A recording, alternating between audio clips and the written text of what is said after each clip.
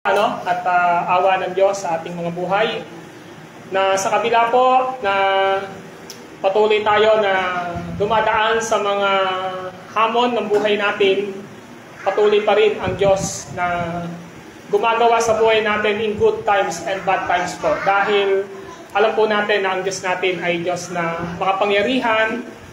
Diyos natin ay alam ang lahat ng bagay kung ano ang makabubuti para sa atin. Kaya wala pong hadlang para hindi natin siya sambahin, pasalamatan at purihin sa ating mga buhay. Nais ko pong hilingin na tayo muna po ay sandaling yumuko at tayo ay manalangin. Hingin natin ang biyaya ng Diyos na bigyan niya tayo ng kakayanan na maunawaan ang ating pag-aaral ngayon. Let us pray. Panginoon po naming Diyos na banal at makapangyarihan sa lahat. Kami po ay nagpapasalamat at nagpupuri sa iyo sapagkat pinahintulutan niyo po muli na sa dakong ito ay magkatipon-tipon ang inyong mga anak na tinubos sa pamamagitan ng katwiran at natapos na ginawa ng aming Panginoong Hesus.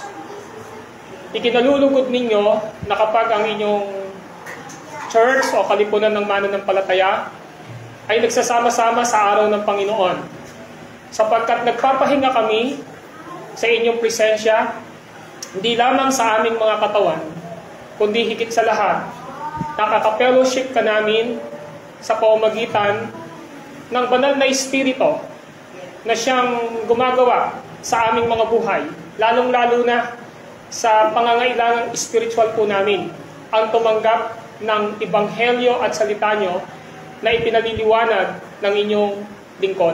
Kaya Lord, ang dalangin ko sa oras na ito, siyasapin niyo po ang aming mga puso. Siyasapin niyo po ang aming mga buhay. Kayo ang nakakaalam ng naging uri ng pamumuhay namin sa nakaraang isang linggo. Sapagkat nakita niyo, narinig ninyo ang lahat ng aming nilaman ng isip, binigkas ng aming mga bibig, at ikinilos ng aming mga sarili. Na Lord, kung meron kang nakikitang kasalanan na paglabag sa inyong salita at hindi pagsunod sa inyong kalooban, narito kami bilang anak ninyo, humihingi ng isang makaamang pagpapatawad sa aming mga anak ninyo, alang-alang sa katwiran ng aming Panginoong Hesus. At Lord, thank you so much for the assurance that your fatherly forgiveness is already given to us sa oras na ito. At Panginoon, dalangin ko na ang salita niyo po na maririnig ng bawat isa ay ipaunawa sa pamamagitan ng pagpapaliwanag ng kaisipan at puso ng banal mong Espiritu. Na sa ganon, ang mga salita niyong maririnig, matatanggap sa paliwanag, ay magdagdag ng kaalaman. Ang kaalaman sa pananampalataya. Sa pananampalataya, sa paglago sa relasyon sa inyo. At sa paglago sa inyo ay pamumuhay ng mayroong kabanalan. Kaya Lord, nais ka po namin marinig through your words na ipapaliwanag ng inyong lingkod. Nais namin mapil ang presence ninyo sa pamamagitan ng kilos ng inyong banal na Espiritu. Ang lahat ng ito, Ama, ay hiling namin sa inyo sa pangalan ni Kristo Jesus. Amen. Mga kapatid, ang pagtatagumpay ng isang Kristiyano ay hindi dahil sa ating lakas, hindi dahil sa ating kakayanan at karunungan, kundi ang pagtatagumpay natin sa ating buhay, pananampalataya, ay laging nasa ating Panginoong Diyos, nasa ating Panginoong Hesukristo sa pamamagitan ng Kanyang salita at sa pamamagitan ng banal na Espiritu. Alam niyo, ang buhay ng mananampalataya na nagtatapat kay Kristo ay hindi madali. Hindi mo madali. Sapagkat nang niligtas tayo ng ating Panginoong Diyos mula sa pagiging makasalanan, ay meron pong tinatawag na labanan o digmaan sa espiritual o panloob na pagkatao natin. Alam niyo po ba na ang dyablo, ang kaaway, si Satanas, ang lahat ng kanyang enemies ay hindi tumipigil upang ang bawat isa sa atin ay i-discourage o ihulog sa kasalanan.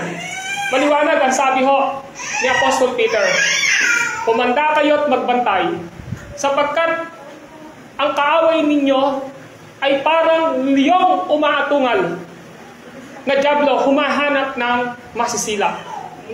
Sabi ho yan ng 1 Peter chapter 5, verse 8. Sinasabi ho ng Ephesians chapter 6 na ang kalaban natin ay hindi mga tao, hindi ang laman, kundi ang mga espiritong naghahari sa himpapawid.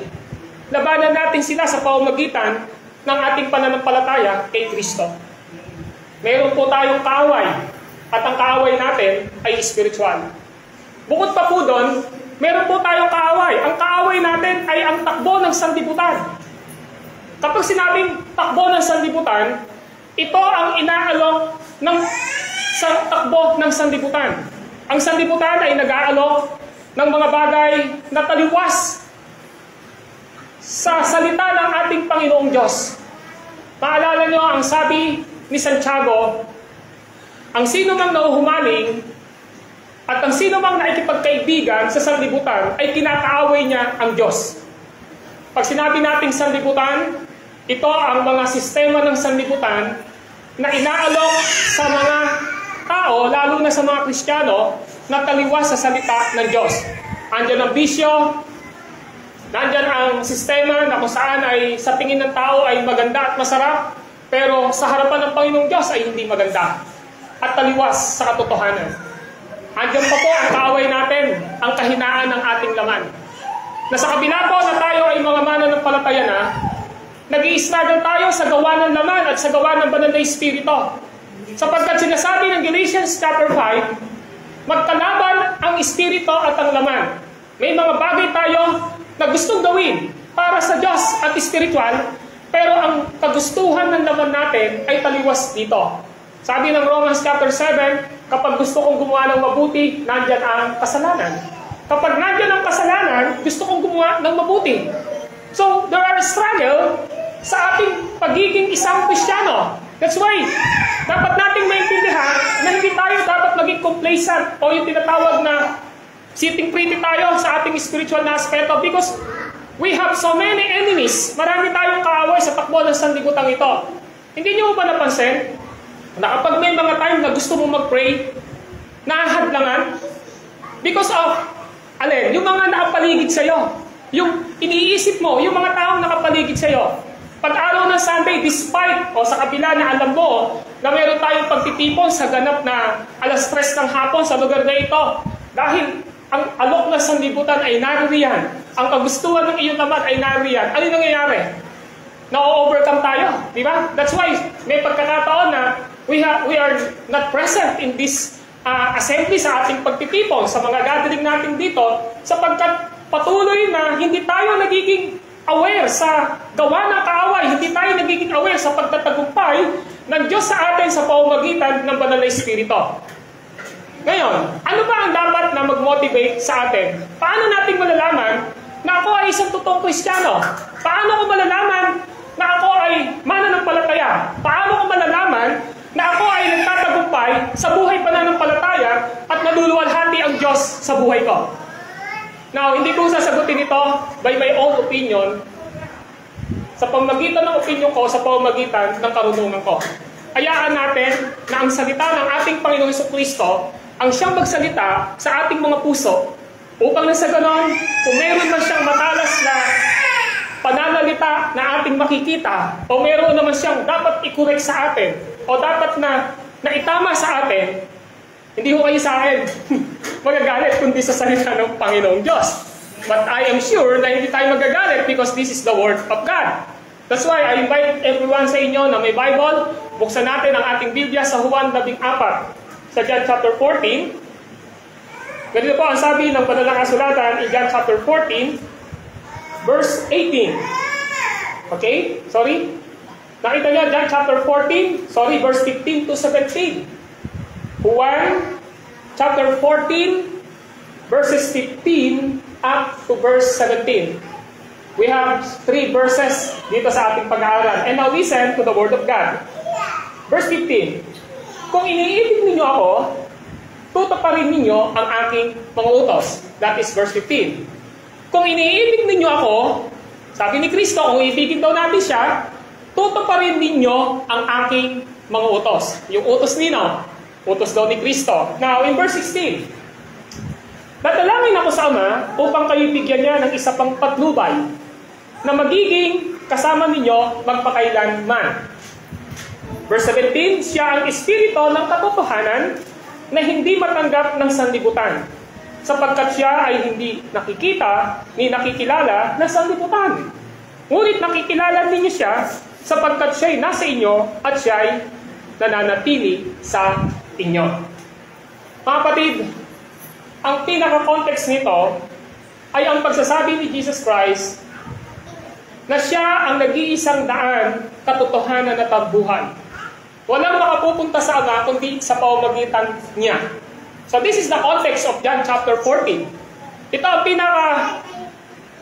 pinaka-paboritong verses ng maraming tao na nagsasabing sa John 14:6. Sabi ni Jesus, sumagot si Jesus, "Ako ang daan, ang katotohanan at ang buhay. Walang makapupunta sa Ama kundi sa pamamagitan ko."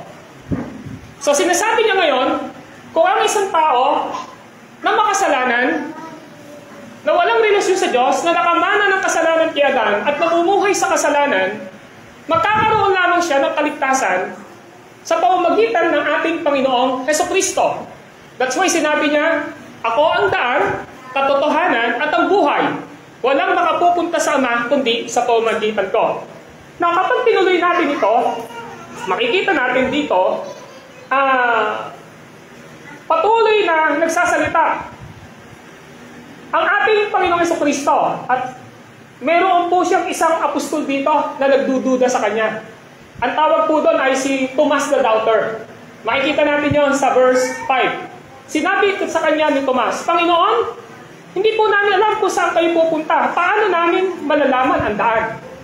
So si Thomas, nung sinabi ni Jesus Christ, "Ako ang daan, katotohanan at ang buhay," walang makapupunta sa Ama kundi sa pamamagitan ko, na ang punto niya, kung gusto mo na maligtas, kung gusto mo na mapunta sa langit, kung gusto mo na after your death dito sa lupa, ang kaluluwa mo ay pupunta sa langit, si Kristo lamang ang kailangan na maging tagapagligtas mo. Not religion, hindi ho religion, hindi ho tao, hindi ho pinakabanal na santo, hindi ho sino pa man, only Jesus Christ is the way, the truth, and the life. So, yun yung sinasabi niya. Ngayon, dahil nga si Tomas, sabi niya, "Panginoon, hindi namin alam kung saan kayo pupunta." Sabi niya ganon. So, medyo ang sabi ng Panginoon kay Tomas sa verse 9, sumagot si Jesus, "Kay tagal ninyo ako kasama hanggang ngayon, hindi mo pa ako kilala, Felipe?" Sumagot si Jesus. Yun ang sabi ng Panginoong Jesus. So ngayon, ang pinakita ngayon dito ng ating Panginoong Hesukristo na ang Panginoon ang siyang only way, the truth, and the life para magkaroon ng buhay na walang hanggan. Malinaw po yan na si Jesus. Ngayon, nung sinabi niya ngayon dito na siya ang nag-iisang daan, pinipredict ni Jesus Christ na mamamatay siya sa cross. Pag namatay siya sa cross, yun yung pinaka-fulfillment ng 33.5 years ng buhay niya dito sa lupa, na sa 3 taon at kalahating pagmiministry niya, ay na-build up niya ang tinatawag na Kingdom of God o yung church.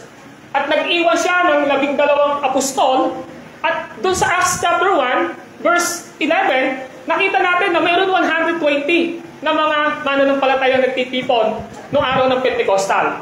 Ngayon, sinasabi nila ngayon dito, pag umalis si Jesus, kailan siya aalis?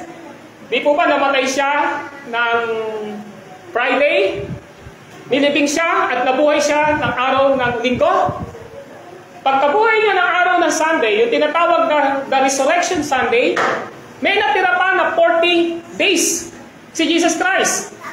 And after 40 days, makikita natin yung account sa Matthew chapter 28, yung ascension, yung pagbalik ni Jesus Christ papunta sa langit.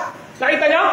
So yung 40 days na yon, aalis siya rito after ng resurrection niya, nabuhay siya, meron pang 40 days na nabuhay siya dito sa lupa, and then pumunta siya sa langit. Tama po ba? Yeah. So nung nagpunta siya sa langit, sabi ng Acts chapter 1, bakit kayo nakatingala? kung paano yung nakita si Kristo na umakyat sa langit, ganyan din siya babalik na makikita ninyo. So, ibig sabihin, hindi pa bumabalik si Kristo. Pero may assurance si Jesus na lahat ng sasampalataya sa Kanya, ng lahat na gagawin niyang anak at alagad o disciple, ay hindi niya iiwanang nangungulila. Ano yung nangungulila? Nalulungkot. Hindi niya iiwanang nag-iisa. Ang sabi niya, pag umalis ako, meron akong ibibigay sa inyo. At ano yung ibibigay niya? Yun yung binasa natin. Ang binasa natin, ang sabi ng chapter 14, verse 16. Dadalangin ako sa Ama upang kayo'y bigyan niya ng isa pang patnubay. Yung salitang patnubay, pag tinignan niyo, malaking tipo ang nakalagay, o pa. Bakit po siya malaki? Pag malaki po yung nakita niyo sa letter, ang ibig sabihin po nito, proper name po ito. Pangalan po ito. So yung patnubay, sa Tagalog na nakalagay dito, pangalan po ito ng banal na espiritu. Sa Greek po, paraklete, na ang ibig sabihin, substitute of Christ, siya yung hahalili kay Kristo kapag si Jesus ay nakaluklok na sa kalangitan. So si Jesus Christ ngayon, hindi po bumabalik, nakaluklok sa kalangitan, sa trono ng kalangitan. Pero, ang sabi niya, bago pa siya mamatay sa cross, mag-iiwan ako sa inyo ng isang patnubay na makakasama nyo. Kasi mawawala ako, hindi nyo na ako makakasama, yung physical na pagiging Diyos niya at pagiging man niya, hindi na nila makakasama yung pagiging man ni Jesus Christ. Ngayon, because Jesus is God, despite po na wala siya physically sa atin, kasama natin siya sa pagiging Diyos. Halimbawa, sinasabi ng Matthew chapter 28 verse 20, tandaan ninyo, ako'y laging kasama ninyo hanggang sa katapusan ng sanlibutan. God is with us until the end of this world. Now, in Matthew chapter 1, verse 23, you called Him Emmanuel. Means God is with us. Ang ibig sabihin, kasama natin ang Diyos. Sino yun? Si Kristo. Sinasabi sa Hebrew 13:5, ang sabi mo doon, hindi kita iiwan ni pababayaan man. Sabi ng banal na kasulatan. And of course, when we say Jesus is with us, kasama natin, na kahit nasa langit yung kanyang person, sa kanyang pagiging God, kasama natin siya because of the Holy Spirit. Why? Pero po tayong iisang Diyos. At ang isang Diyos natin iyan ay nahayag sa tatlong persona. At kapag sinabi ng Panginoong Diyos na iniwan niya sa atin ang Espiritu Santo, nangangahulugan yun sa pagiging one God nila, kasama natin si Jesus. Kasama natin yung Father sa buhay natin because the Holy Spirit is with us. Nasa atin. So sinabi ngayon ni Jesus Christ, bago pa siya mamatay, ang sabi niya ay ito, dadalangin ako sa Ama upang kayo bigyan ng isa pang patnubay na magiging kasama ninyo magpakailan paman. So makakasama natin magpakailanman. At sino ito?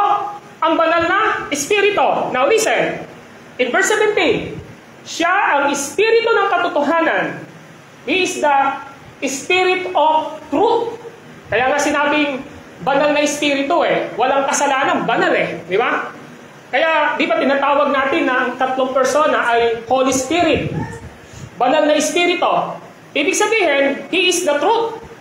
Kung mapapansin ninyo, in John 14:6, sinabi ni Jesus Christ, I am the way, the truth. Sabi niya, ako ang katotohanan. Pero sinabi niya ngayon dito, sa verse 17, yung Espiritu na ito ay Espiritu ng katotohanan. So, let us compare. Jesus is the truth. The Holy Spirit is the truth. Why they called truth? Because they are one in essence as in the God. Bilang isang Diyos. So ngayon, ang sinasabi ngayon dito sa atin, kung nasa atin ang Espiritu Santo, we need to live. Saan? Sa katotohanan. Nakuha niyo po ito? Kapag sinabi mo ngayon na si Jesus Christ ang Panginoon ng buhay mo dahil niligtas ka niya, nasa iyo si Kristo sa kanyang pagiging Diyos, pero physically, wala siya sa atin. Di ba? Pag sinabi natin, si Jesus Christ is my Lord, Panginoon ko, anong kahulugan nito? Nasa heaven si Jesus Di ba? Nakaupo siya. Pero yung pagiging Diyos niya, nasa atin. Why? Jesus is with us. Dahil sa banal na Espiritu. Nakuha niyo po ito? Ngayon, kapag sinabi natin na tayo ay namumuhay, na kasama ang banal na Espiritu, namumuhay tayo sa katotohanan. Why? Because Jesus Christ is the truth. Si Jesus ay katotohanan. Tama? Ang banal na Espiritu ay katotohanan. Alam niyo po ba, mga kapatid, na ang isang tunay na may relasyon kay Kristo ay isang Kristiyano na totoong na born again sa pamamagitan ng Espiritu Santo na nasa iyo? Sa Book of John chapter 3, ang sabi niya, ang ipinanganak sa laman ay sa laman. Ang ipinanganak sa Espiritu ay sa Espiritu. So we have Spirit. Meron tayong Espiritu. Meron tayong kaluluwa. Pero paano ipapanganak ang spiritual na pagkatao natin sa John chapter 3? Because of the work of the Holy Spirit. Nung Espiritu Santo na gumawa sa atin. Kaya ang nag-born again sa atin ay walang iba kundi Espiritu Santo. Kaya nga sabi, ang ipinanganak sa laman ay sa laman. Ito po yun. Ang ipinanganak sa Espiritu ay sa Espiritu. So yung nagpanganak sa Espiritu, kaluluwa natin ng makasalanan ay ang Espiritu Santo. Binago niya tayo. Binago niya ang puso natin upang dalhin tayo sa pananampalataya kay Kristo. Kaya ang sabi ng John chapter 3, verse 3 and 5, tumutukoy ito sa pagiging born again. Pagdating ng John chapter 3, verse 16, sapagkat gayon na lamang ang pag-ibig ng Diyos sa sanlibutan, kaya ibinigay niya ang kanyang bugtong na anak upang ang sino man sumampalataya sa kanya ay hindi mapahamak, kundi magkaroon ng buhay na walang hanggan. So kaya tayo sumampalataya kay Kristo bilang bugtong na anak, bigaten. Pag po sinabing bigaten, ito ay galing sa Grego salita na homogenes, na ang ibig sabihin, the same, iisa. Yung homo, isa. Yung genes, genes, ang ibig sabihin, one genes. Pagka sinabi ko, yung anak ko si Timothy na third year college, meron kaming iisang genes. Why? Because my blood din niya. Tanga po, galing siya sa akin. We have one blood, we have one flesh. Kasi galing siya sa akin, sa asawa ko. So, ang tawag mo doon, in essence, yung bugtong na anak, ang ibig sabihin doon, iisang Diyos si Jesus at ang Ama. Iisang Diyos ang Ama, si Jesus at ang banal na Espiritu. Kaya, ang tawag sa kanila, bugtong na anak si Jesus, homogenes, na ang ibig sabihin, iisa sila. Kaya pagdating ng John chapter 10, verse 30, ako at ang Ama ay iisa. Iisa saan? Sa pagiging Diyos. So, ang banal na Espiritu, ang siyang nag-born again sa atin upang sumampalataya tayo kay Kristo na sinasabi sa Juan 3:16 na ang pagmamahal ng Diyos ipinakita niya sa pamamagitan ng kamatayan ni Kristo. Bakit namatay si Kristo sa krus? Para akuin ang iyong kasalanan. Bakit niya kailangan akuin?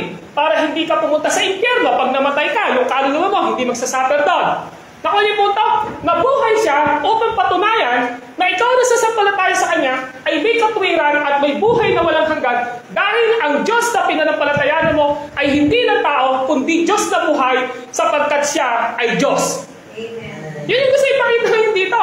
Ngayon, pagkatapos nating maligtas, ano ang selyo ng ating kaligtasan? The seal of our salvation is no other than the Holy Spirit. Kaya lahat ng na-born again, may banal na Espiritu. Wala akong na-born again nang walang banal na Espiritu. Kung totoo kang Kristiyano, kung totoo kang nananampalataya, kung totoo kang na-born again, ang Holy Spirit ay nasa iyo. Ang sabi ng 1 Corinthians chapter 3, hindi nyo ba alam na ang inyong katawan ay templo ng Diyos at ang Espiritu Santo ay nananahan sa inyo? So if Jesus Christ as God is dwell in our lives, the Holy Spirit also dwells in our lives because He is the, sino siya? Siya ang selyo ng kaligtasan. Sabi ng 1 Corinthians chapter 6, sabi ganon, hindi niyo ba alam na ang Diyos ay nananahan sa inyo sa pamamagitan ng Kanyang Espiritu? Ang inyong katawan ay hindi talagang inyo. Kaya gamitin ninyo ang lahat ng bahagi ng inyong katawan upang maparangalan ang Diyos sapagkat binili niya kayo sa malaking halaga. Ang bawat isa sa atin dito na totoong na born again ay may banal na Espiritu. Dagdagan pa natin, ang sabi ganon, ng Ephesians chapter 1, verse 12 to 13, hindi niyo ba alam na kayong lahat na naligtas ay binigyan ng katibayan ng kaligtasan? Ang Espiritu Santo ang katibayan ng pagkahirap sa inyo ng Diyos. Siya ang katibayan, siya ang tatak ng ating kaligtasan. In Ephesians chapter 1, verse 11, 12, and 13, ang Holy Spirit, ang selyo, ang tatak ng ating kaligtasan. Ano ibig sabihin ng selyo? Sealed. Are you sealed? Ang ibig sabihin ng sealed, nagiging katanggap-tanggap ang authenticity ng isang dokumento kapag may sealed. Tama po ba? Pag yung birth certificate mo, peke, alam. Kasi alam nila na may selyo sa dapat. Kapag ikaw ay humingi sa amin ng dokumento ng birth, ng ano mo, ng halimbawa, humingi ka sa amin ng baptismal certificate mo, may sealed sa amin yun. Kapag halimbawa, yung baptism ng anak mo, infant baptism, may sealed sa amin yun. May certificate of baptism, may sealed. Ibig sabihin, pinapatunayan ng seal na totoo. Selyo. Ano ibig sabihin ng tanda? The same.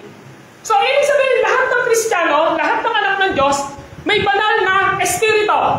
At kung may banal na espiritu ka, ang tawag sa iyo, na born again ka, pinanganak ka na muli. Kaya ang salitang born again, hindi po reliyon.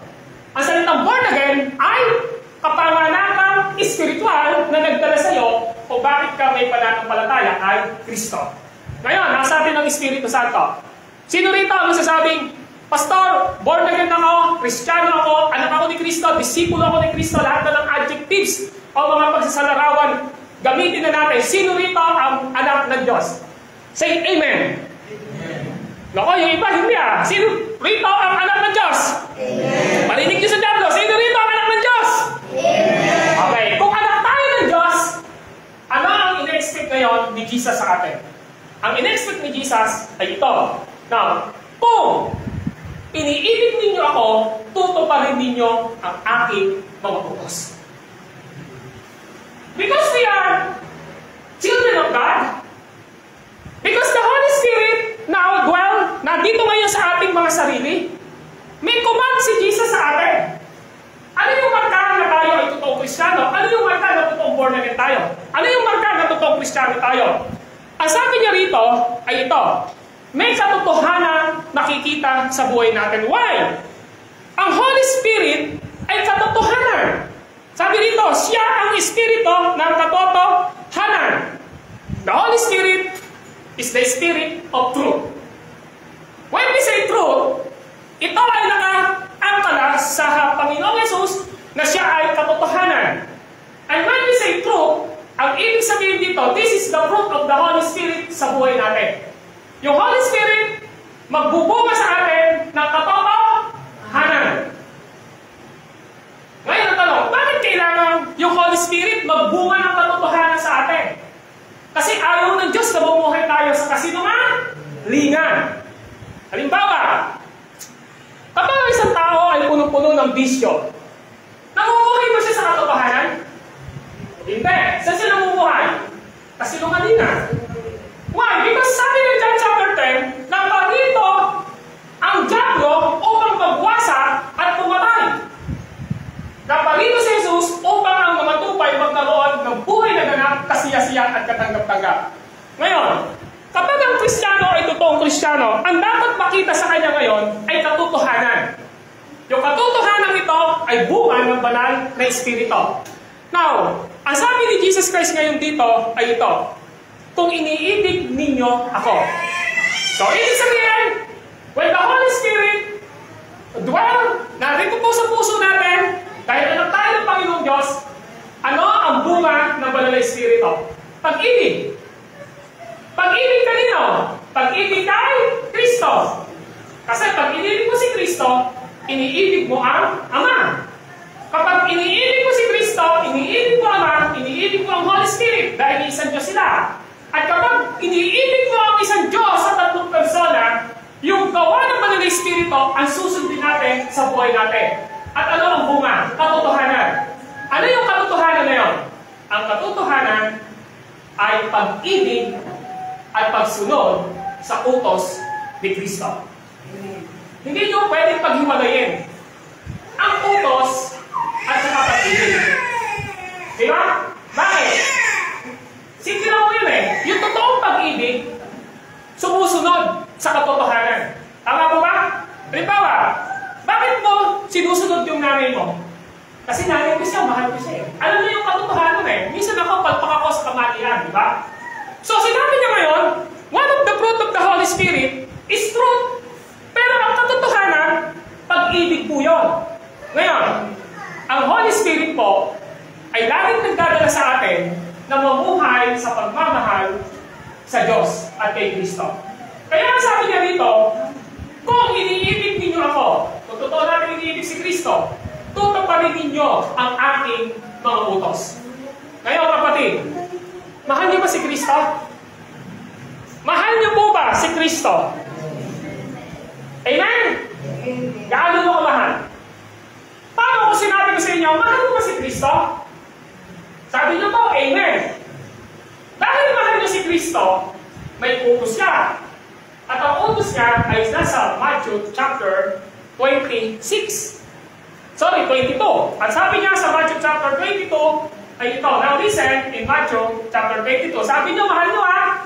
Ito ngayon ang sabi ni Jesus na dapat makita sa atin as we love Jesus sa buhay natin bilang Diyos. Ang sabi ng Matthew chapter 23, 22, ito, verse 37.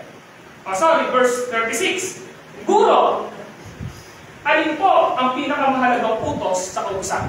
Kasi bakit? Nasabi ba sa verse 15, kung iniibig ninyo ako, tutuparin ninyo ang aming mga utos. Kaya sinasabi ko sa inyo, yung pag-ibig natin sa Panginoong Diyos, magbubunga ito ng pagsunod natin sa kanyang mga utos. Sabi ko sa inyo kanina, mahal mo ba yung Diyos? Sabi niyo lahat, oo. Hindi man nagsalita niya ba, sa isip niya, oo. Di ba ba? Ngayon, kung mahal mo ang Diyos, susundin mo ang kanyang mga utos. Kaya ang sabi niya ngayon ay ito, sa Matthew 22, verse 36. Guro, si Kristo po ang tinatanong, alin po ang pinakamahalagang utos sa kautusan? Tanong niya. Sumagot si Jesus. Pakinggan niyo po, ibigin mo ang Panginoon mong Diyos ng buong puso mo, ng buong kaluluwa mo, ng buong pag-iisip mo. Ito ang pinakamahalagang utos. Sa kanila ang pinakamahalagang utos? Ibigin mo ang Panginoon mong Diyos ng buong puso, ng buong kaluluwa, ng buong pag-iisip, ng buong lakas. Ito ang pinakamahalagang utos. Meron pa sabi ni Jesus Christ, di siya nagtapos ng pangalawa. Ito sabi na, ito naman ang pangalawa. Ibigin mo ang iyong kapwa gaya ng pag-ibig mo sa Diyos. Ibigin mo ang iyong kapwa gaya ng pag-ibig mo sa iyong sarili. So, ang pangalawang utos, kung mahal mo ang Diyos, mahal mo yung sarili mo, mahal mo dapat ang kapwa mo. So, tingnan natin. Ang unang utos, pagmamahal sa Diyos, vertical lang. Vertical, ang ibig sabihin, patayo. Doon tayo tumitingin, mahal natin yung Diyos. Tama mo ba? Pangalawa, horizontal. Mahal natin ang ating kapwa. Katulad ng pagmamahal natin sa ating mga sarili. At ang sagot ay ito. Now listen, sa dalawang utos na ito, nakasalalay ang buong kautusan ni Moises at ng paturuan ng mga propeta. So yung pagmamahal sa Diyos, na binabanggit ni Jesus sa John 14:15, na sinasabi niya, kung iniibig ninyo ako, kung iniibig niyo ang Diyos, tutuparin ninyo ang aking mga utos. Kaya hindi mo pwedeng mahal ko si Kristo, pero hindi mo mahal ang utos niya. Naon niyo po ito? Hindi mo pwedeng sabihin. Diba, sabi ni Sister Diana, Pastor, mahal na mahal ko po si Kristo. Eh, bibig lang yung pagmamahal niya. Walang aksyon. Sino ulit ang gusto? Sasabihin sa'yo na naliligo na yung ugali na, mahal kita eh. Diba? Susungkitin ko ang buwan. Ibibigay ko sa'yo. Susungkitin ko ang star. Ibibigay ko sa'yo. Gusto mo? Fly to the moon? Puro hypothetical ang sasabihin sa'yo. Maniniwala ka ron? Tandaan nyo. Action. Ano sabi? Speak louder than speak louder. Ang ibig sabihin na dito, yung kilos natin, mas mahalaga kaysa sa sinasabi natin.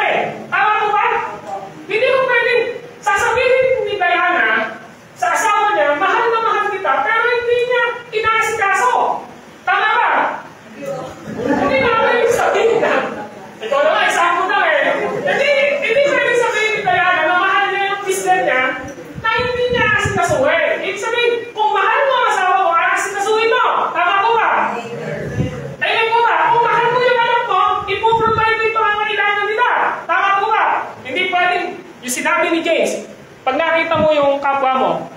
Di ba? Sinabi mo, magbihis ka, kumain ka. Eh, ikaw naman, sobra-sobra ang yaman mo. Hindi mo man na pinibigyan. Sabi niya, hindi ganun yung totoo. Pag-ibig at pananampalataya. So, sinasabi kayo sa atin dito, na ating Panginoong Jesucristo, kung mahal mo siya, si Kristo, kung mahal mo ang Diyos sa buhay mo, susundin mo ang kanyang mga utos. Amen po ba? Amen. At asan ang utos ni Kristo? Ito ho sa Biblia. Amen.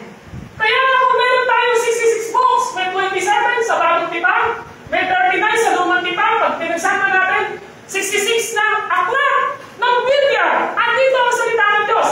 Pero doon sa context na binasa natin sa Matthew chapter 22, verses 36 to 39, ang sabi doon, sa mga pautosang ito, nakasalalay ang utos ni Moises. And that is referring to the 10 commandments. Alam niyo, hindi ka kaya ligtas ng 10 utos. Pero si Kristo ang umako ng pagsunod sa 10 utos. Alam niyo kung ilang utos meron sa Biblia? Sa Lumang Tipan, 613 na kautusan. 611 po yun eh. Dahil nga yung 10 commandments, pinagpina lang sa dalawa. Mahal mo ang Diyos kung puso ng buong kaluluwa. Mahalin mo yung kapwa mo. Kaya naging 613. Kasi nilista lang yun sa dalawang pagbeta na bato. Makikita natin nga sa Deuteronomy, Exodus chapter 33 na sinulat ng Panginoon doon. Pamagitan ni Moises at pamagitan ng kanyang kamay. So 613 ang meron ng kautusan. Kaya pinag-uusapan lang sa Matthew chapter 22 ay ang 10 utos. Ano yung 10 utos na ito? Pag sinabing, love your God with all your heart, with all your mind, with all your soul, with all your mind. Ito yung unang utos. Ito po yun. 4 na utos. Una, listen carefully. Pagpapasa nyo sa Exodus chapter 20, Deuteronomy chapter 5. Una, huwag kayong gagawa ng anumang Diyos-Diyosan. Malinaw po yun. Pangalawa, huwag kayong sasamba sa anumang larawan na nililok ng tao. Pangatlo, huwag mong babanggitin sa walang kabuluhang usapan ang pangalan ng Panginoong pag-uusapan kayo. Pang-apat, igalang mo ang araw ng pamamahinga o pagsamba. Yan ang pagmamahal natin sa Diyos. Ano naman yung ikalawa? Na ibigin mo yung papa mo gaya ng pagmamahal mo sa iyong sarili. Ikalimang utos, doon pa rin natin makikita, Exodus 20, Deuteronomy chapter 30. Ang sabi doon sa ikalima, igalang mo ang iyong ama at ang iyong ina. At hahaba ang iyong buhay. Yan lang mo yung pangako. Nakasunod. Yung lahat, warning. Yung ikapito, ika-anim, sabi ka no, huwag kang mga ngalan niya. Yung ikapito, huwag kang mga magnanakaw. Yung ika-walo, huwag kang pamatay. Ika-siyam, huwag kang sasaksi. Ikapito, huwag kang magkasampo, huwag kang mag-iis mo. Yan ang pagmamahal mo sa kapwa mo, gaya ng pagmamahal mo sa iyong sarili. Ngayon, mahal mo ba si Kristo? Mahal mo ba si Kristo? Pag ba sinabi sa iyo ni Kristo ngayon, na nabasa mo sa Biblia, anak, gusto ko pag-araw ng Sunday, bigyan mo naman ako ng oras kahit isang oras at kalahati at 2 oras na para sambahin mo ako. Kaya mo bang sundin ng Diyos? Amen! Paano ko sinabi ngayon? Wala, siya medyo ano kasi, si Chay. Si Chay, ang sabi ng Sunday ngayon, sabi kay Chay, kunwari lang sabi ng Chay ng kaibigan niya nga si Dayan. Ay, Chay, halika! Si Mayor, ando si Mayor, pipili ng 3,000. Linggo ngayon, sino susundin mo? Pupunta ka sa church o pupunta ka sa 3,000? Ang reality, pupunta ka sa 3,000 di ba? Hindi mo pupuntahan yung church. Tama na! Tanong, mahal mo ba talaga yung Diyos nun? Yung time na yun, hindi mo minahal ang Diyos. Kasi sabihin mo, mag-meditate ako kasi patatawarin mo na ako ng Diyos. Pwede naman yun. Kaya lang, ang punto rito, hindi mo sinunod ang Diyos sa panahon kailangan mong sundin siya. Baka yung punto de vista ko?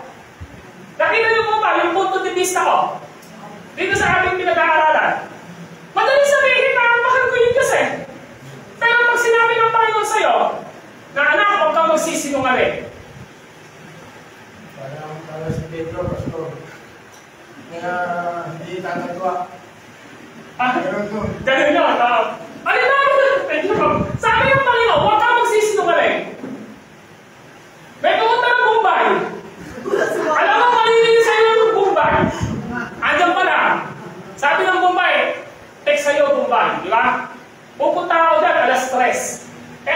mahulog.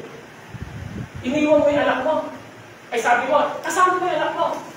Anak, nakikita naman natin dito, pero si Pumba, hindi niya tayo makikita. Kasi one-sided lang yan. Tayo nakikita natin siya. Dito kayo nakitira. Siya hindi niya tayo makikita. Ako, kitang-kita ko siya. Pag dumating si Pumba, sabihin mo, anak, wala ako. Tapos sabi ng anak ko, sabi kay Pumba, wala si Mama! Kaya hindi mo makakasok si Pumba hindi kasi nga, hindi ka naman niya makikita. Tama mo ba? Nagsinungaling ka ba? Sinungaling. Tama mo ba? Huwag ka magtanaw! Di ba? Nagbigay sa'yo yung asawa mo. Di ba? Nagbigay yung asawa mo. Sabi ng asawa mo, honey, babes, o ay, ito yung mga anak natin, bigay mo sa anak natin ito. Tinupit mo yung 100. Di ka ba nagkakaw nun? Notice, little things naman totoo, nagsisinungaling tayo. That is the proof na sometimes we are not loving God sa buhay natin. Why? Because we always contrast to the Word of God sa buhay po natin. Tama mo ba?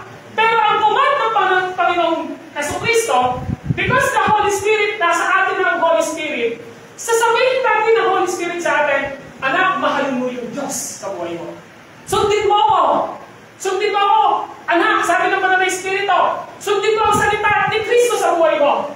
Tapos, ano gagawin natin? Mahal natin si Kristo di ba? Mahal natin ang Diyos. Pero ang tanong, mahal ba natin na sundin ang kanyang salita? Ang totoo, hindi po. Di po ba? So ngayon, ang sinasabi niya sa atin dito, mga kapatid, sometimes, yung espiritu ng katotohanan na nasa atin, nire-reject natin. Ito yung nagpapakita na ang espiritu ng katotohanan, hindi po ito matanggap na sanlibutan. Kaya kapag sa puntong hindi natin sinusunod ang salita ng Diyos, pinakikita natin hindi natin mahal si Kristo sa buhay natin, yung takbo ng sanlibutan, nag-i-influensya na sa atin. Tama mo ba? Bakit si kumare? Di ba ganun yung sasabihin natin? Ay, okay lang yan. Ako nga Di ba sabi na ano ba? Ayos lang yan. Ayos lang yung ginagawa mo na. Kung ako nga, dalawang beses ko na ginawa yan Di ba yung sasabihin natin? Nakuha niyo po ito. So, ang ibig sabihin dito, maliwanag po na sometimes, yung sanlibutan, ini-influensyahan tayo. Tama mo ba? Alam natin, yung katotohanan na salita ng Diyos, alam natin na dapat nating mahalin ang Diyos sa buhay natin, alam natin na dapat sundin ang salita ng Diyos sa buhay natin, pero may mga time, yung sakbo ng sanlibutan, nag-i-influensya sa atin. Dahil ang sanlibutan, laban kay Kristo, laban sa katotohanan. Amen? So ito yung nagpapakita. Kaya sabi ko sa inyo kanina, sa pasimula ko pa lamang, mahirap po ang totoong Kristiyano na na-born again at namumuhay sa pananampalataya kay Kristo. Once na sinabi mo na Kristiyano ka, dapat mahal mo ang Diyos, mahal mo si Kristo. Once na sinabi mo Kristiyano ka, dapat sinusunod mo ang salita ni Kristo sa iyong buhay with the grace and mercy of God sa buhay po natin. Di ba? Hindi ko sinasabi rito na pag tinanong niya, Pastor, ikaw ba kaya mong sundin lahat ng kautusan ng Diyos? Hindi ko kaya. Anytime pwede ko akong bumaksak sa kasalanan. Anytime pwede ko pong i-reject ang gospel ng Panginoon. At sa katotohanan, may mga pagkakataon, nagkakamali ako. Tama mo ba? Pero because I know the truth, ang Banal na Espiritu ay nasa akin, tinuturuan ako ng Panginoong Diyos to repent my sin and turn away doon sa kasalanan ginawa na yun upang makapamuhay ng may pagmamahal at pagsunod kay Kristo. That's why our Christian life is always engaged to the battle. Lagi tayong nakikipaglaban sa digmaan. Kaya hindi tayo pwedeng pasiting pretty na complacent tayo sa buhay natin. Na pagkagising sa umaga, hindi tayo nagpipray, hindi man lang tayo nagbabasa ng Biblia, madali po kayong madaya at matalo ng takbo ng sanlibutan. That's why our antidote, panlaban po natin sa kasalanan. Panlaban po natin sa gawa ng kasalanan ay yung pananampalataya natin na nakaangkala kay Kristo sa kanyang salita. Sabi ng Ephesians chapter 6, sabi ka nun, isuot nyo ang helmet ng kaligtasan. Di po ba? Isuot nyo ang pagiging matwid. Isuot nyo ang alin? Ang gamitin nyo ang espada na ang ibig sabihin ay salita ng Diyos. At katotohanan na sabi doon, sa 6:18, simple lang. Gawin nyo ito sa pamamagitan ng inyong panalangin at pagsamo. So, kapag nag-pray tayo, kapag nagbabasa tayo ng Bible, mahal natin si Kristo, sinusunod natin ang Kanyang salita, walang imposible na magtagumpay tayo sa buhay, pananampalataya at Kristiyano ng bawat isa sa atin.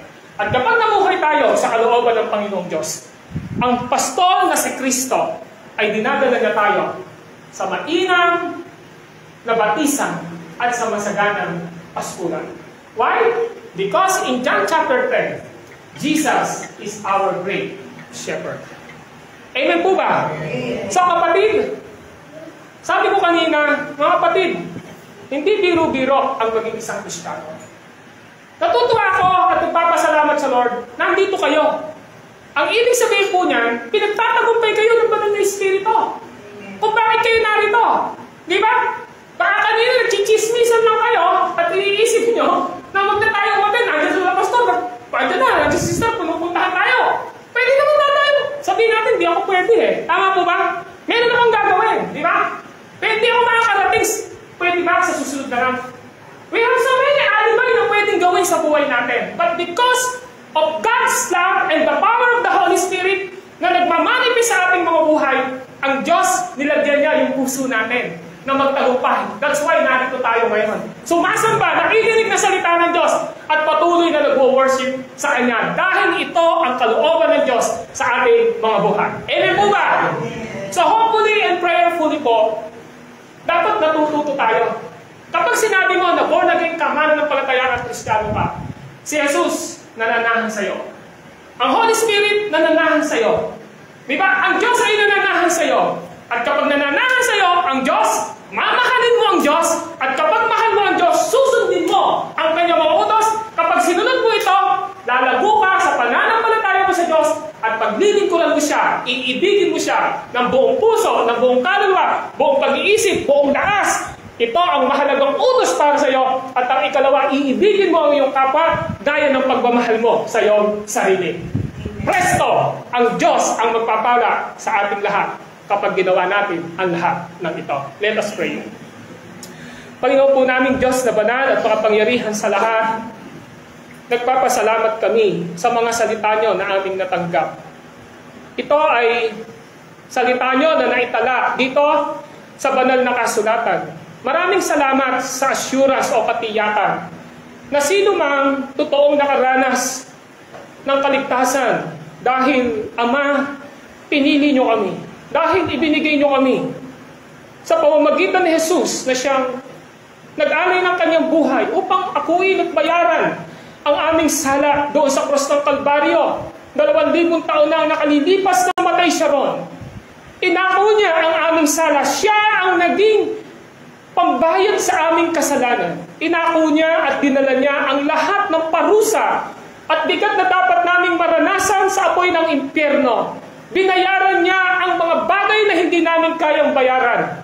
At sa pamamagitan ng pag-born again ng inyong banal na Espiritu sa aming mga puso, sa aming mga buhay, dinala niyo kami upang sumampalataya kay Kristo. Sumampalataya kami dahil regalo ito at kaloob ng banal na Espiritu. At ang banal na Espiritu ang naglagay sa aming mga puso na ibaksak namin ang aming mga sarili, ang pagmamataas, ang tingin namin sa sarili namin, walang anumang katwiran sa aming mga sarili. At ang kailangan namin ay maligtas sa pamamagitan lamang ng aming Panginoong Hesus, the way, the truth, and the life, upang kami ay magkaroon ng relasyon sa Ama at magkaroon ng buhay na walang hanggan. Panginoon, matapos nyo kaming iligtas, sinelyuhan nyo kami ng inyong banal na Espiritu. At kapag ang banal na Espiritu ay nasa amin, alam namin nasa amin si Kristo. At dahil nasa amin si Kristo, ang banal na Espiritu, alam namin, Panginoong Diyos, na mamahalin namin kayo ng buong puso, ng buong kaluluwa at ng buong pag-iisip. At dahil mahal namin kayo, Panginoon, susundin namin ang inyong mga salita at utos sa aming mga buhay.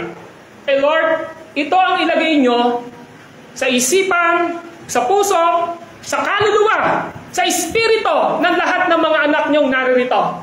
Upang nasa ganon, ang nagngangalit na kilos, pandaraya at gawa ng dyablo ni Satanas ng lahat ng kanyang kampon na pleasure o laman, maging ang kahinaan ng laman namin, ay magtatagumpay kami, hindi dahil sa aming kakayanan, hindi dahil sa aming talino, hindi dahil sa aming kakayanan, sa aming pagtitiwala sa aming mga sarili, kundi dahil sa banal na Espiritu at salita nyo na gumagawa sa aming mga buhay.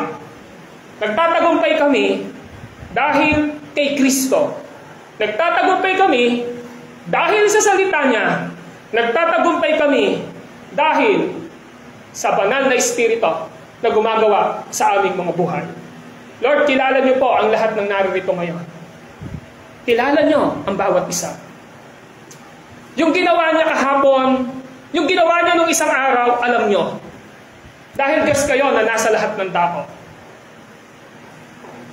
Yung aming ginawa, nalihim namin sa tao, pero sa inyo, hindi namin malilihim. Dahil Diyos kayo na nakakaalam ng lahat ng bagay. Ang tanging magiging tugon namin ngayon, Lord, as your child, as your children, sinusurrender namin sa inyo ang lahat ng kahinaan ng aming mga laman. At patuloy na hinihingi ng tawad ang lahat ng pagkakamali namin sa inyo. Linisin niyo ang aming mga puso, patawarin, at nawa ang patuloy na paggawa ng banal na Espiritu ay maranasan ng lahat ng naririto ngayon. Patuloy niyong pagpalain ang salita ninyong ito sa puso, sa buhay ng lahat ng nakinig ngayon. This is our prayer, Father God, in the most precious name and powerful name under the heaven and the earth. Wala pong iba kundi ang aming Panginoong Jesucristo. Everybody says Amen. Amen. God bless you all. Palakpakan po natin ang ating Panginoong Diyos. Okay? So, dadako po tayo ngayon sa ating isa pang bahagi ng pananambahan, ang pagkakaloob ng offering sa ating Panginoong Diyos. Amen.